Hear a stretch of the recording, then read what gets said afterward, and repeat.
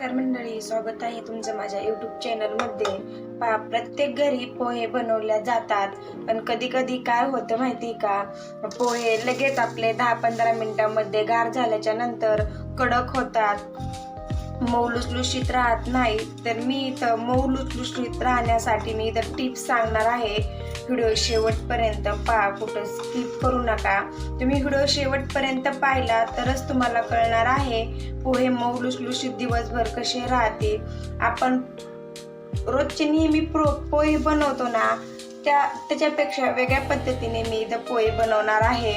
मी इथं फोडणीचे पोहे बनवणार आहे। व्हिडिओ शेवटपर्यंत पहा कसे फोडणीचे पोहे बनवणार आहे ते, आणि दिवसभर आहे तसेच मऊ लुसलुशीत राहतात। पोहे इथं भिजवायचे कसे ते पण मी इथं सांगणार आहे। कधी कधी काय होतं, पोहे भिजवत असताना आपण 2-3 पाण्याने पोहे धुवून घेतो, मग त्याचा चिखल होतो, ते व्यवस्थित होत नाहीत, तर ते पण मी इथं सांगणार आहे। चला तर मग वेळ न घालवता व्हिडिओला सुरुवात करूया। सर्वात अगोदर आपल्याला इथं पुरण चाळायची चाळणी घ्यायची आहे। मी खाली एक बाउल ठेवलेला आहे आणि ह्या वाटीने 3 वाट्या पोहे घेतलेले आहेत। पहा, आता हे पोहे घेतलेले आहेत ना, अशा पद्धतीने अगोदर चाळून घ्यायचे, त्याच्यामधला कचरा वगैरे खाली पडतो। मी पोहेची रेसिपी बनवलेली ना, नक्कीच तुम्हाला आवडेल। तुम्ही सुद्धा नक्की एकदा माझ्या अशा पद्धतीने पोहे बनवून पहा। तुम्ही रोज अशाच पद्धतीने पोहे बनवताल। पहा, छान मस्त असे चाळून घेतलेले आहेत पोहे, आणि पोहे आपल्याला आता ताटामध्ये भिजवायचे नाहीत, असंच चाळणीमध्ये पाणी टाकून पोहे भिजून घेतले तरी पण चालतील। पोहे आपल्याला आहेत ना एकदाच धुवून घ्यायचे आहेत, 2-3 पाण्याने धुवून घ्यायचे नाहीत। कधी कधी काय होतं, 2-3 पाण्याने पोहे धुवून घेतले ना, चिखल होतो आणि ते व्यवस्थित होत नाहीत, आणि अशा हाताने ना सारखे खालवर करत राहायचे। पहा, अशा पद्धतीने पोहे छान भिजून घ्यायचे आहेत। तुम्ही अशी चाळणी प्यायच्या नळाखाली पाण्याखाली धरून पोहे धुतले ना तरी पण चालतील, पण इथं तुम्हाला सांगण्यासाठी मी अशा पद्धतीने पोहे इथंच भिजून घेतलेले आहेत। छान मस्त पोहे इथं भिजलेले आहेत, पाहू शकता, अजिबात पोहेचा चिखल झालेला नाही। पोह्यामधलं ना अशा पद्धतीने सर्व पाणी निथळून घ्यायचं आहे। याच्यामध्ये ना आपण चवीपुरतं मीठ टाकून घेऊया। मीठ टाकायचं आपल्या चवीपुरतं, आणि इथं आपली साखर आहे ना, पोहे खायचा 1 चमचा याच्यामध्ये साखर टाकून ना छान हे पोहे आहेत ना व्यवस्थित मिक्स करून घ्यायचे। अशा पद्धतीने पोह्यामध्ये साखर आणि मीठ व्यवस्थित मिक्स जर केलं ना, आपली पोह्याची टेस्ट एवढी अप्रतिम लागते ना, खायला खूपच छान लागते पोहे। आपण रोजचे नेहमी पोहे बनवतो ना, आपण कधी त्याच्यामध्ये साखर टाकत नाही, पण मी आज ना वेगळ्याच पद्धतीने पोहे इथं बनवणार आहे।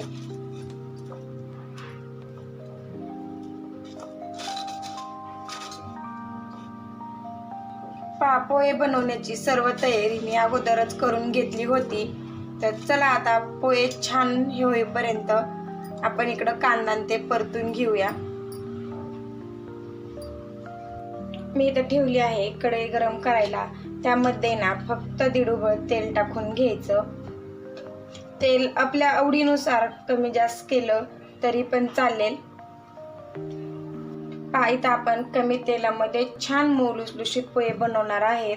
काही लेडीज म्हणतात तेल जास्त जर वापरलं तर पोहे इथं छान मऊ लुसलुशीत होतात, पण इथं कमी तेलामध्ये सुद्धा पोहे छान मऊ लुसलुशीत पण होतात। तेल इथं छान गरम झालेलं आहे। अगोदर आपण ना शेंगदाणे तेलामध्ये तळून घेणार आहोत।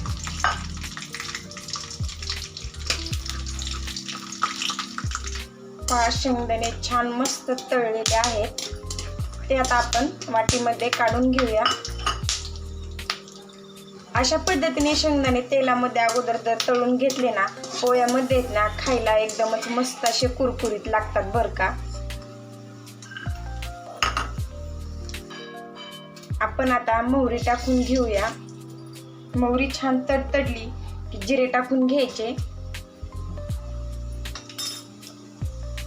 आणि हिरवी मिरची कट करून घेतलेली आहे, ती पण तेलामध्ये ना छान तळून घ्यायचं आहे. अशा पद्धतीने मिरची तेलामध्ये तळून घेतली ना पोह्यामध्ये तिखट आहे ना छान मस्त व्यवस्थित मिक्स होतं. आपण बनवतोय कांदा पोहे बनवतो म्हटल्यावर कांद्याचं प्रमाण जास्त येणारच. मोठ्या आकाराचे 2 कांदे मी इथं बारीक कट करून घेतलेले आहेत. कांदा एकदम इथं मऊ सॉफ्ट होईपर्यंत आहे ना आपल्याला इथं परतून घ्यायचा आहे. फार जास्त पण परतून घ्यायचा नाही, एकदम मऊ होईपर्यंत इथं कांदा छान आता परतून घ्यायचा आहे. कांदा इथं छान परतलेला आहे. त्यामध्ये आता हळद टाकून घ्यायची.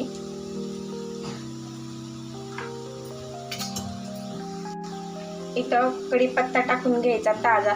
तेलामध्ये ना कधीच कढीपत्ता टाकायचा नाही. तेलामध्ये कढीपत्ता टाकला ना कडक होतो आणि त्याचा वास सुद्धा येत नाही. अशा पद्धतीने नंतर ना शेवट कढीपत्ता टाकला ना इथे एकदम मऊ राहतो कढीपत्ता आणि कडक पण होत नाही आणि आपल्या पोह्यामध्ये ना कढीपत्त्याचा सुगंध पण आहे ना खूप छान येतो. आता आपण पोहे टाकून घेऊया याच्यामध्ये. गॅस आहे ना मीडियमच ठेवायचा, फुल नाही ठेवायचा.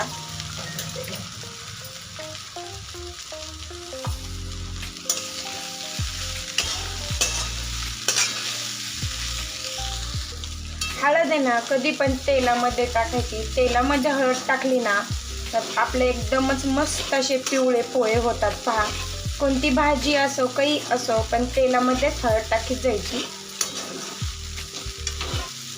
आणि आपल्याला गॅस मिडियम ठेवूनच पोहे इथे ना छान परतून घ्यायचे आहेत. फुल गॅसवरती काय होतं माहिती का, कडक होतात. त्यामुळं मिडियम गॅसवरतीच परतून घ्यायचे. कोथिंबीर टाकून घेऊया. आपण आता शेंगदाणे तळून घेतलेले आहेत ना ते अशा पद्धतीने आहेत ना वरून टाकून घ्यायचे.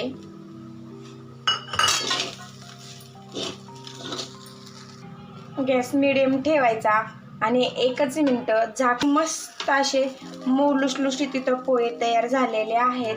कुठं सुद्धा असे पांढरे राहिले नाहीत. हळद सुद्धा सगळ्या पोहेमध्ये छान पोहोचलेली आहे.